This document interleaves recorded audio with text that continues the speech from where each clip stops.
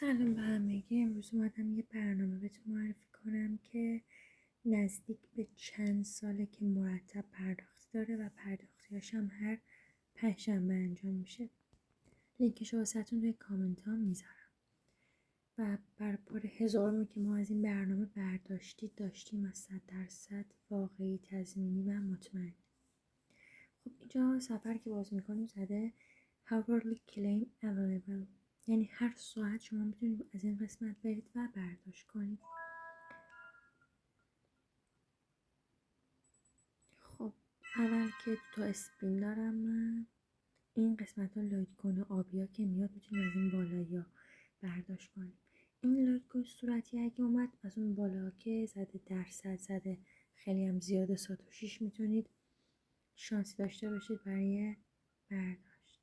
یه بار دیگه امتحان میکنیم و شما کنید. اگه بازم نخواستین استفاده کنید این زده مور اسپین، برای مور اسپین باید تبلیغ ببینید. بالاترینشون که 400 رو انتخاب میکنم.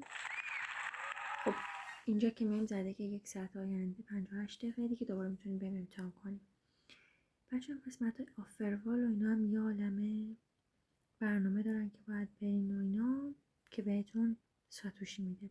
ولی خب حتی اگه شما زیاد حتی نمیخواین وقت بذارین واسه این برنامه، از 2 قسمتش میتونین استفاده کنین.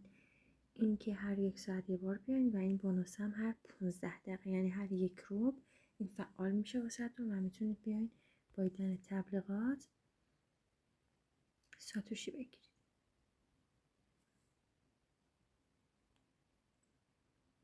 بیاین تو برنامه و تبلیغ ببینید و دوباره از این قسمت استفاده کنید.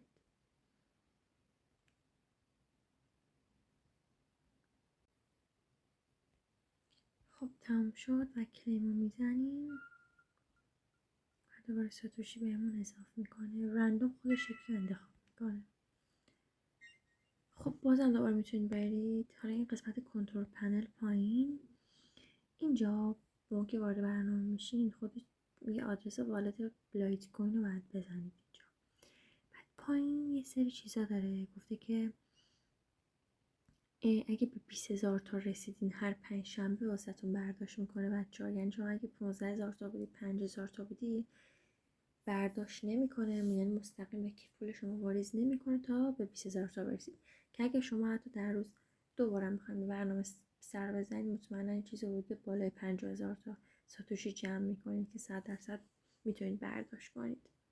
نکن last pay out، یعنی سری قبلی که واسه من ریخت 5 شنبه قبلی واسه من 2750 تا ساتوشی به کیف پولم واریز شده. همین بود بچه ها، چیز خاصی نداشت و لینکش واسهتون توی کامنت ها میذارم. اگه برنامه مشابه این یا ویدیو قبلیمون دوست داشتید که برداشتی 100% دارن و کامنت کنید واسم که اینجور ویدیوها رو بیشتر واسهتون درست کنم.